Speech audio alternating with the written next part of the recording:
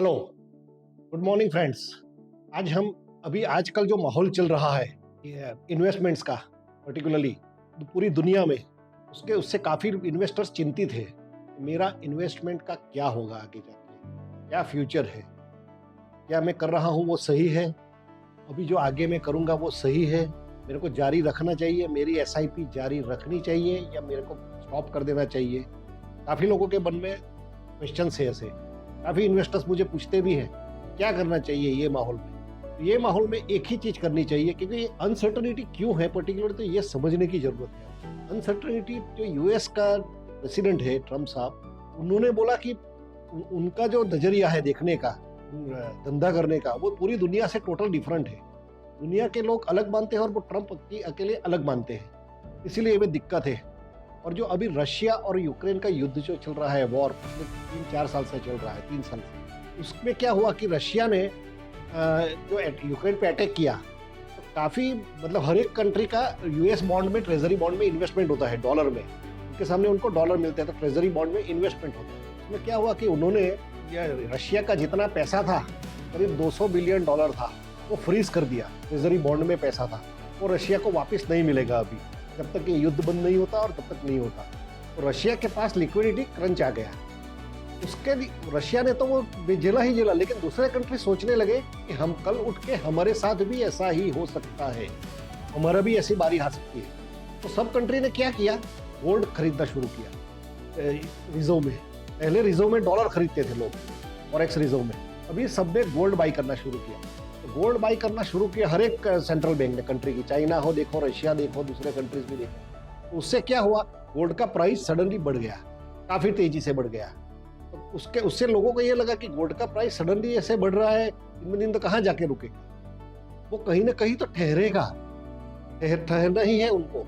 लेकिन वो जब तक ये अनसर्टेनिटी इकोनॉमिक एनवायरनमेंट चल रहा है तब तक, उसके बाद गोल्ड का प्राइस भी स्टेबल होगा और इक्विटी मार्केट में भी अच्छा खासा रिटर्न आएगा।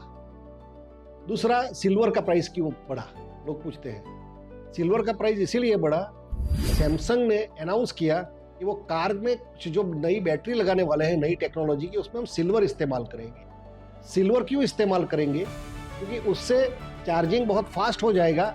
अभी जो इलेक्ट्रिक बैटरीज है उनसे आधे टाइम में चार्ज हो जाएगा फुल बैटरी, और उससे लंबा चलेगा, उससे लंबा आपका कार चलेगा।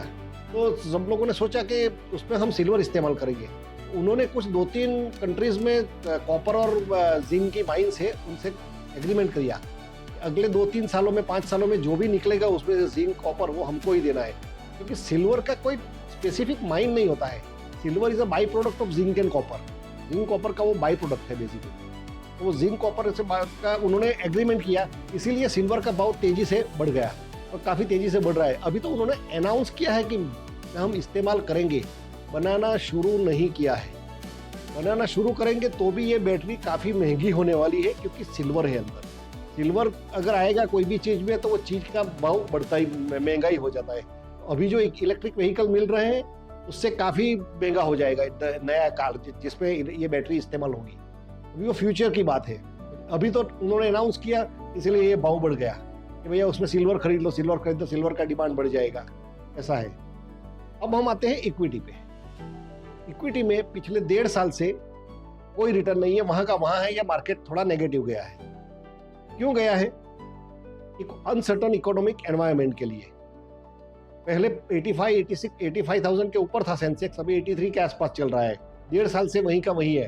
पहले 78 पे भी गया था, वापिस ये 85 पे आ गया वापिस। ऐसा कब तक चलेगा, जब तक अनसर्टन इकोनॉमिक एनवायरनमेंट है। और ये अनसर्टन इकोनॉमिक एनवायरनमेंट लंबा नहीं चलता है कभी भी, ये शॉर्ट टर्म के लिए होता है, 1 साल, 2 साल, 2.5 साल, 3 साल मैक्सिमम, उससे ज़्यादा नहीं चलता है। कोई भी कंट्री को ये नहीं जमेगा कि मेरा इकोनॉमी को अनस्टेबल हो जाए। तो हर एक कंट्री की इकोनॉमी को स्टेबल होना है। अभी हम इंडिया की बात करते हैं, उसमें हमारे कंट्री की पर्टिकुलरली, कि हमारे कंट्री में क्या हो रहा है।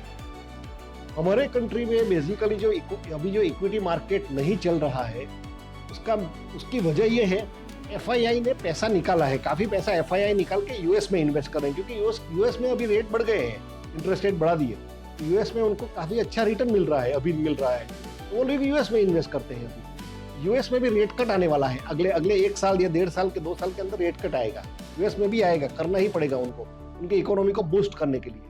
अपने अपने कंट्री में भी अपनी आरबीआई इकोनॉमी को बूस्ट करने के लिए रेट कट करती है। रेट कट करती है तो पैसा बाजार में आता है, ज्यादा पैसा बाजार में आता है, ज्यादा पैसा बाजार में आता है तो ज्यादा पैसा खर्च होता है।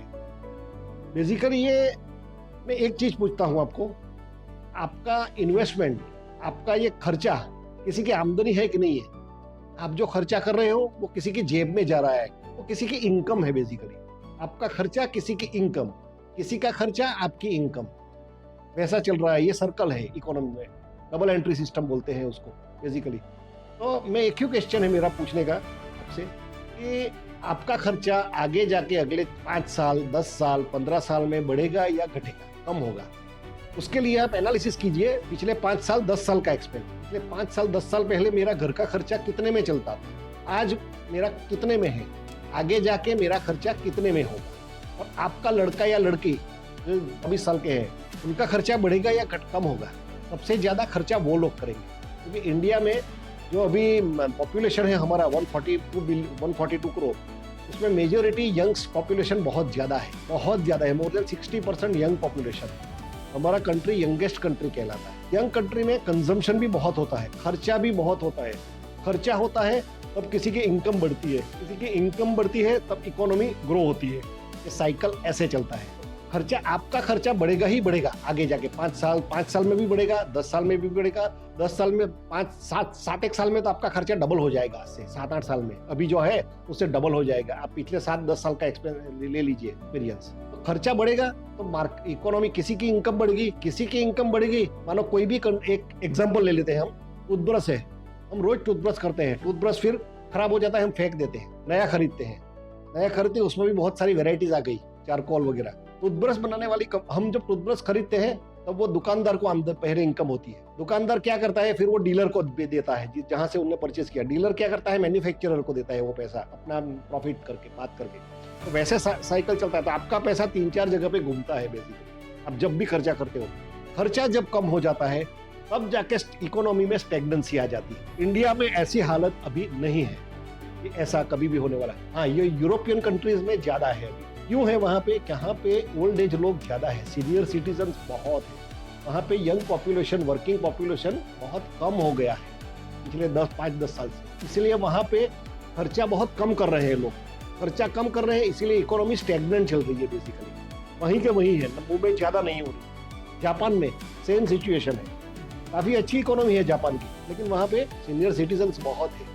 वहाँ तो 100 साल के ऊपर तो सब मेजोरिटी लोग जीते हैं। खर्चा कौन ज्यादा करेगा, यंग पॉपुलेशन वाले या ओल्ड पॉपुलेशन वाले? आपका लड़का है लड़की या आप? ऑब्वियसली आपका लड़का लड़की जो ज्यादा खर्चा करेगा आगे जाके।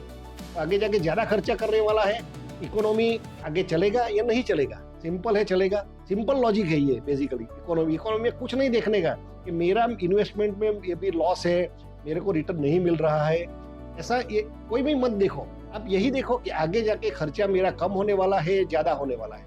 अगर कम होने वाला है, आपको ऐसा लगता है, तो आप इन्वेस्ट मत कीजिए कि आपको नहीं, मेरा खर्चा कम हो जाएगा। अपना खर्चा तो कम हो जाएगा लग रहा है मेजोरिटी लोगों का, आपका नहीं, मेजर लोगों का, तो मत कीजिए आप। मैं तो मानता हूँ 100%, मैं तो बुलिश हूँ कि खर्चा बढ़ेगा ही बढ़ेगा। और यंग पॉपुलेशन हमसे 2-3 गुना ज्यादा खर्चा करेगी, क्योंकि वो उनकी इनकम भी इतनी है, उनकी इनकम भी इतनी हो रही है आजकल। तो सैलरीज ज्यादा है, बिजनेस में भी काफी लोग स्टार्टअप नया खोल रहे हैं, बिजनेस नया डाल रहे हैं, उससे इनकम काफी होती है, तो उसमें बढ़ेगा ही बढ़ेगा उसके अंदर। तो अगले, मेरा ये मानना है कि अगले 20-25 साल इंडिया के लिए गोल्डन है। 2050 तक का पीरियड इंडिया के लिए गोल्डन अपॉर्चुनिटी है पैसा कमाने की। जो भी आदमी ये दौरान में पैसा इन्वेस्ट करेगा या 2050 तक रहेगा इन्वेस्टेड, उसको काफी अच्छा रिटर्न मिलेगा उसके अंदर। दूसरा चीज, काफी लोग इन्वेस्ट करते हैं, वो गोल के साथ नहीं करते कि मेरे पास अभी 10 लाख रुपया आया, तो 10 लाख रुपये डालना है, मेरे पास पड़ा है तो। लेकिन वो पैसा आपको कब चाहिए, वापिस कब चाहिए? कुछ पर्पज होगा ना आपका ये डालने का। देखना आपको ये है कि मैं ये पैसा कब खर्चा करूंगा। आज का इन्वेस्टमेंट कल का खर्चा ही है बेसिकली। अब ये हमेशा के लिए इन्वेस्टेड नहीं रहने वाला है, खर्चा होने ही वाला है। ये फ्यूचर का खर्चा है। आज मैं बचा रहा हूँ, फ्यूचर में इसको खर्चा करूंगा। आपको तय करना पड़ेगा, मैं इन्वेस्टमेंट कर रहा हूँ तो कौन से पर्पस के लिए। मेरे बच्चे की शादी के, लड़का या लड़की की शादी के लिए, नया घर लेना है, नई कार लेनी है, फॉरेन वेकेशन पे जाना है, ऐसे करके आपको सब गोल बनाना पड़ेगा, पहले पेपर पे गोल बना के आपके फाइनेंशियल एडवाइजर के साथ आपको बैठना पड़ेगा। भैया मेरा मेरा ये गोल्स है, अभी मेरे को इतना खर्चा लगेगा, तो फाइनेंशियल एडवाइजर आपको बताएगा कि आगे जाके आगे 5 साल के बाद आपको अभी आज 5 लाख का खर्चा है, अगले 5 साल के बाद वो 5 लाख नहीं रहेगा, वो 7 लाख हो जाएगा। तो आपको बताएगा आपका एडवाइजर कि आपको क्यों क्या क्या करना चाहिए, कितना इन्वेस्टमेंट करना चाहिए, तब आप जाके ये गोल पे पहुंच सकते हो। आज का जो इन्वेस्टमेंट है वो कल का खर्चा ही है, कल खर्चा करने ही वाले हो, 5 साल के बाद, 10 साल के बाद, 15 साल के बाद, 20 साल के बाद खर्चा ही करने वाले हो, तो मार्केट में आने वाला ही है पैसा। लेकिन आज आप अपने गोल के लिए सेव कर रहे हो, बेसिकली गोल के लिए सेव करना बहुत इंपॉर्टेंट चीज है। दूसरी बात, जो गवर्नमेंट पहले क्या था, एश्योर्ड जॉब थी, गवर्नमेंट जॉब में एश्योर्ड पेंशन मिलता था। गवर्नमेंट में से रिटायर हुए, बैंक में से रिटायर हुए, मेरे को पेंशन का फैसिलिटी है। लेकिन 2003-4 से बाद गवर्नमेंट ने चेंज कर दिया है गुजरात में, तो भैया पेंशन किसी को नहीं मिलेगा, आपको जो करना है अपना पीएफ मिल जाएगा, और वो पेंशन का कुछ पार्ट है गवर्नमेंट का पेंशन स्कीम है, उसमें से मिलेगा आपको। पेंशन नहीं मिलने से काफी लोगों की ये लोग सोचते हैं कि हमारा बुढ़ापा कैसे गुजरेगा, तो बुढ़ापे में तो पैसा चाहिए। अब वो पैसा 50 लाख आता है, 70 लाख आता है, पीपीएफ, ग्रेजुएटी वगैरह का पैसा, ग्रेजुएट, वो उसका पैसे का करेंगे क्या, तो वो पैसे से एसडब्ल्यूपी करना है, करके देते हैं लोगों को। एसडब्ल्यूपी करना चाहिए लोगों को, उसमें से मंथली इनकम लेनी चाहिए। जैसे मानो एक एग्जाम्पल है, आपके पास 1 करोड़ रुपया है, आप अगर 1 करोड़ रुपया डालते हो म्यूचुअल फंड में, और हर महीने 60,000 रुपया उसमें से निकाल सकते हो। 60,000 अगर निकालोगे तो भी 10 साल के बाद आपके पास ये 1 करोड़ का करीब 1.25 करोड़ रुपया हो जाता है। अप्रोक्सीमेट में बोल रहा हूँ मैं, ये मैं पास्ट हिस्टोरिकल रिटर्न के हिसाब से बोल रहा हूँ, मैं ये फ्यूचर में भी ऐसा ही होगा वो मैं नहीं बोल रहा हूँ, क्योंकि mutual fund investments are not guaranteed, mutual fund investment are subject to market volatility. Basically ये 2 डिस्क्लेमर बहुत इंपॉर्टेंट है। दूसरा एक डिस्क्लेमर मैं यहाँ पे दे देता हूँ, मेरा और मेरी फैमिली का 100% इन्वेस्टमेंट म्यूचुअल फंड में है। मैं तो बहुत बुलिश हूँ इकोनॉमी पे, इंडियन इकोनॉमी पे। Basically Indian economy is going to boom very fast, very fast. But अभी जो पिछले 2 साल से चल रहा है इकोनॉमिक माहौल, उसमें काफी लोग घबराते हैं, और काफी इन्वेस्टर्स मुझे पूछते हैं क्या करना चाहिए। मैं बोला खड़े रहो, कोई बात नहीं, और डालो, पैसा है तो, पैसा अगर है तो और डालो। मैं तो यहाँ पर भी डाल रहा हूँ पैसा, जितना भी आता है। इन्वेस्टमेंट जो कंटिन्यू है उसको कंटिन्यू ही कर रहा हूँ, जैसे कहीं पे नहीं, कुछ नहीं। तो ये होना चाहिए बेसिकली। हम क्या करते हैं, रिटर्न में भी हम कंपेयर करते हैं, हम अपना रिटर्न खुद तय नहीं करते। हम क्या करते हैं, मेरे को अगर 12% रिटर्न मिला तो मैं बहुत खुश हो जाता हूँ, ठीक है मेरे को 12% मिला। अगर जैसे ही मेरे को मालूम पड़ता है मेरे पड़ोसी को 15% मिला, तो वापस में निराश हो जाता हूँ। पड़ोसी को 15 मिला, मेरे को 12 ही मिला, ऐसा क्यों? वापिस आते हैं, उसको तो इतना मिला। तो भैया उनका गोल अलग था, उनका पर्पस अलग था, उनका गोल अलग था, उनका पर्पस अलग था, उनको अलग रिटर्न मिला, उनकी रिस्क लेने की कैपेसिटी अलग थी, आपकी रिस्क लेने की कैपेसिटी अलग है। जैसे हम दो लोग हैं, 2 लोग डॉक्टर के पास जाते हैं, मेरे को भी बुखार आया, आपको भी बुखार आया, क्या वो आपको हम दोनों को सेम दवाई देंगे? नहीं, अलग अलग दवाई देंगे। वैसा ही है इसके अंदर, हर एक के लिए अलग अलग है। आपको सोचना है कि आप रिस्क टेकिंग कितना कर सकते हो। म्यूचुअल फंड में बहुत तरह के स्कीम्स अवेलेबल है, लार्ज कैप से लेके करीब अभी तो 2,500 के ऊपर स्कीम्स हो गए टोटल। आप किसमें इन्वेस्ट करना चाहते हो, कौन से पर्पस के लिए इन्वेस्ट करना चाहते हो, वो पैसा आपको कब चाहिए, और आपकी रिस्क टेकिंग कैपेसिटी कितनी है, वॉलेटिलिटी कितना झेल सकते हो, उसके ऊपर एक स्कीम का डिसीजन होता है, और उसके ऊपर रिटर्न जनरेट होता है। सिंपल।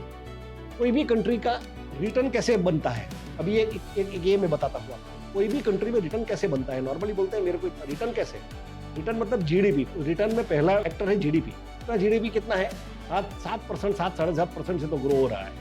इन्फ्लेशन कितना है, 5%, 5, 5.5, 7 और 5 कितना हो गया, 12-12.5% इंटरेस्ट तो आपको अभी अगले सालों में मिलेगा ही मिलेगा, जब तक इन्फ्लेशन रहेगा। इन्फ्लेशन जब कम हो जाता है, इन्फ्लेशन कब रहता है इकोनॉमी में, इन्फ्लेशन तब रहता है जब खर्चा लोग ज्यादा करते हैं, तो लोगों के पास पैसा आ जाता है, खर्चा ज्यादा करें तब इन्फ्लेशन रहता है। इन्फ्लेशन कब कम हो जाता है, जब खर्चा कम हो जाता है, लोगों का स्पेंडिंग कम करते हैं, तब इन्फ्लेशन कम हो जाता है। सिंपल बेसिक रूल है ये। तो मेरा इतना ही है कि इनिशियल ईयर्स में अभी आप SIP के थ्रू इन्वेस्टमेंट किया है आपने, तो चालू रखिए और डालिए, हो सके तो टॉपअप भी कीजिए, लमसम भी डाल सकते हो आप, SIP में टॉपअप भी कर सकते हो।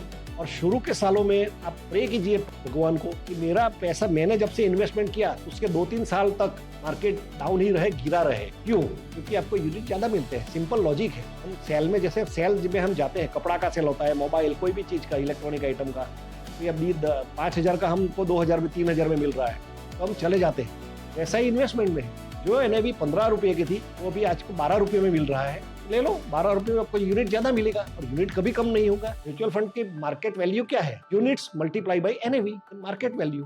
सिंपल लॉजिक उसका अंदर, यूनिट्स मल्टीप्लाई बाय एनएवी। तो यूनिट तो एनएवी आपकी अप डाउन होती रहेगी मार्केट के हिसाब से, लेकिन यूनिट कभी कम नहीं होंगे, यूनिट तो हमेशा आपके बढ़ते ही जाएंगे।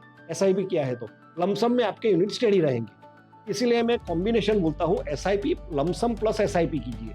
अकेला लमसम भी मत कीजिए, अकेला एसआईपी भी मत कीजिए, लमसम और एसआईपी का कॉम्बिनेशन कीजिए। आपको बहुत अच्छा एक्सपीरियंस होगा उसके अंदर और आपका बहुत बड़ा अच्छा पैसा बनेगा।